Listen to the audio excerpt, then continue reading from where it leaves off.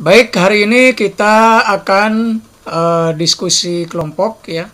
Dalam hal ini kelompok 7 yang akan presentasi, kemudian kelompok 8 sebagai penyanggah ya.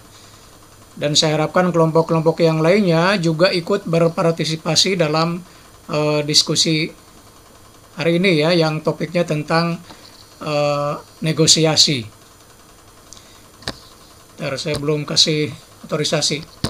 Nah, oke, kelompok 7, saya persilahkan untuk memulai.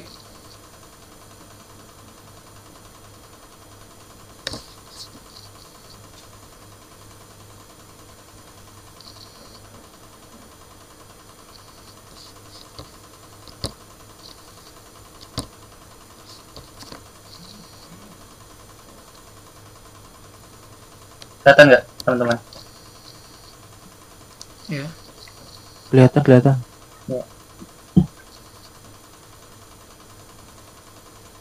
Silakan moderator. Kita.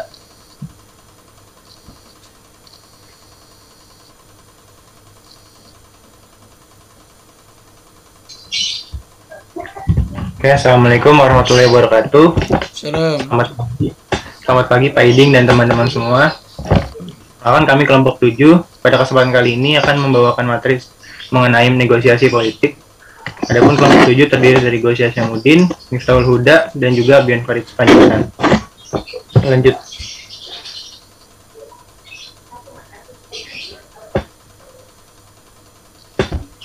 Next.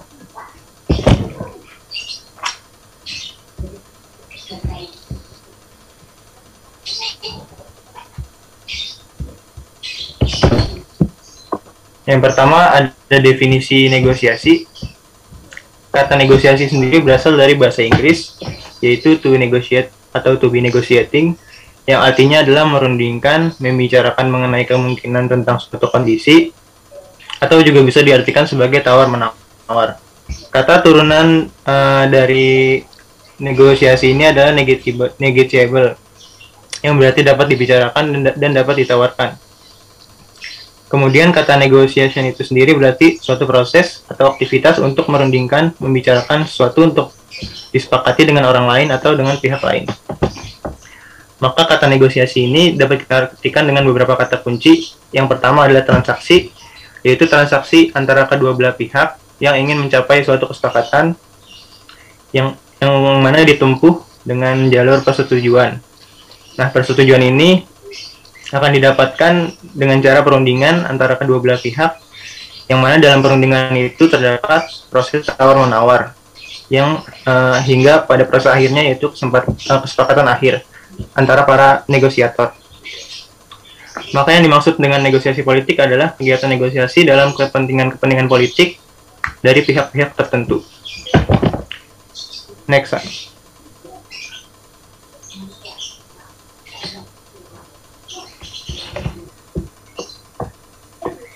Kemudian ada tujuan negosiasi. Yang pertama, tercapainya kata sepakat atau gentleman agreement, yang mana di dalamnya terkandung 3 komponen utama, yaitu kesamaan persepsi, saling pengertian, dan persetujuan. Kesamaan persepsi di sini maksudnya adalah kesamaan persepsi yang dibangun atas dasar kejelasan mengenai apa yang ingin diraih oleh para negosiator. Kemudian saling pengertian, yaitu para negosiator saling memahami dan saling menghormati posisi masing-masing dan peran masing-masing dalam negosiasi. Yang ketiga ada persetujuan, yaitu persetujuan yang terjadi antara para negosiator. Yang kedua ada tercapainya penyelesaian atau jalan keluar atas masalah yang dihadapi bersama. Kemudian tujuan yang ketiga, tercapainya kondisi saling menguntungkan di mana masing-masing pihak merasa menang atau win-win. Yang mana dalam kata lain, negosiasi memiliki tujuan untuk menguntungkan masing-masing pihak, di mana diupayakan tidak ada pihak yang merasa kalah. Selanjutnya saya serahkan kepada Miftahul Huda. Lalu saya akan menjelaskan mengenai kuadran negosiasi politik. Kuadran ini adalah cara bagaimana nanti negosiasi dilakukan, yang mana mereka berbeda satu sama lain dan terbagi menurut tujuannya masing-masing.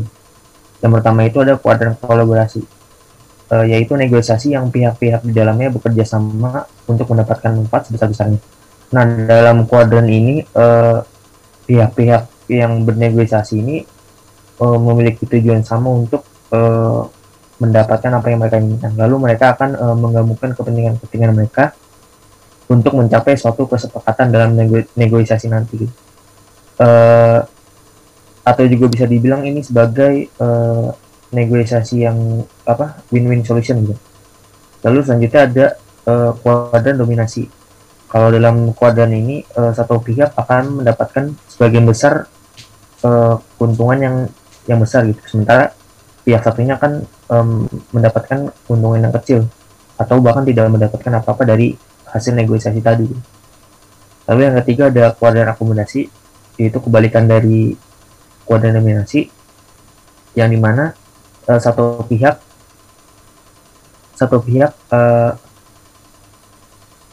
akan mendapat sedikit dari yang direncanakan dari negosiasi tadi, sedangkan pihak lainnya akan mendapatkan sebagian besar keuntungan dari negosiasi.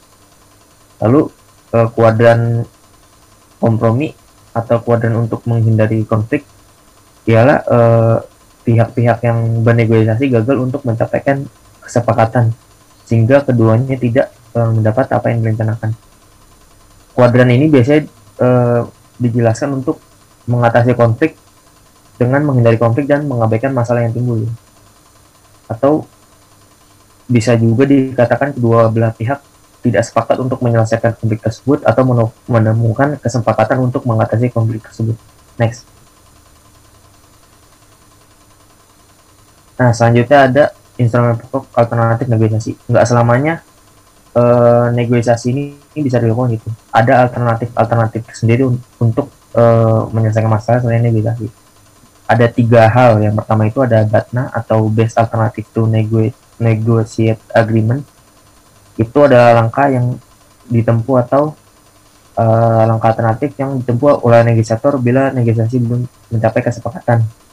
Lalu ada ZOPA, Zone of Possible Agreement, yaitu zona atau area negosiasi yang memungkinkan terdorongnya proses kesepakatan. Lalu yang terakhir ada reservation price atau nilai atau tawaran terendah yang dimiliki masing-masing pihak yang bernegosiasi untuk menerima atau menyepakati sebuah negosiasi. Next, saya kembalikan ke Bian. Saya mungkin selanjutnya akan diteruskan oleh Gosya. Ya, ini saya ingin membahas tentang gaya komunikasi dan dalam negosiasi. Jadi ada 2 gaya. Yang pertama gaya extrovert yang merupakan usaha untuk membujuk pihak lain agar mengerjakan suatu dengan memberikan banyak informasi, sehingga hal itu sebetulnya sama saja dengan berusaha membujuk dengan mendesak lawan bicara ke suatu posisi tiranta. Sebenarnya dari 2 gaya ini sangat berpengaruh gitu dalam negosiasi, karena kalau dalam buku Gugun Haryanto sendiri yang dia mengutip pernyataan Fleming bahwa suatu efektivitas negosiasi dipengaruhi oleh gaya negosiasi itu sendiri gitu. Dan dari gaya extrovert ini mereka ada selalu berusaha atau mengumumkan pendapat itu, mampu menghasilkan banyak ide dan saran, dapat menikmati diskusi dan argumentasi, sangat suka membawa diskusi ke arah yang diinginkan, dapat mengungkapkan pikiran-pikiran yang paling mendalam dalam keadaan apapun, sengit sekali mampu mendapatkan apapun yang diinginkan dalam berbagai percakapan ya. Tapi di sisi lain dari ciri khas ini juga ada kelemahannya, yaitu melakukan tindakannya agak agresif. Kalau extrovert ini mengatakan secara terus terang tanpa pikir panjang, memberikan pendapat semaunya dalam berargumen, tetap berpegang teguh pada pandangannya, begitu ia telah menyatakannya gitu ketika negosiator menyatakannya. Kedua ada gaya induktif yang merupakan usaha mendorong lawan mengerjakan sesuatu dengan menarik lawan ke posisi tersebut. Yang mana kalau beda dengan extrovert, kalau ini sifatnya relatif ya. Jelasnya kayak pendekatannya lebih manipulatif gitu loh dari extrovert tadi, dan lebih halus lah bisa bilang. Dan suksesnya itu didasarkan pada prinsip bahwa semakin besar kemampuan negosiator menguji sikap dan argumen lawan. Dan ciri khasnya membuat orang lain merasa senang, mendorong mereka untuk mengajukan banyak ide, mampu memperluas dan mengembangkan ide-ide dan mendorong suasana yang hangat dan bersahabat, serta menghargai memuji orang lain, berhati-hati dan agar tidak mengecewakan orang lain.